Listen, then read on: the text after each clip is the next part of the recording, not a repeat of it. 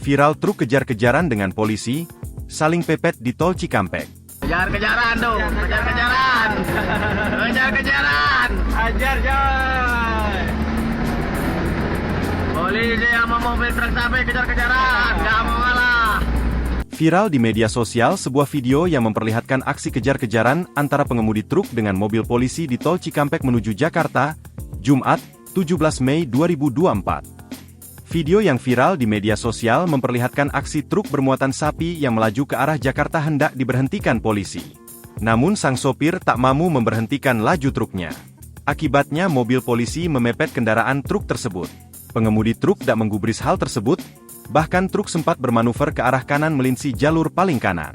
Pusat nih kawalannya. Kayaknya ini, kayaknya.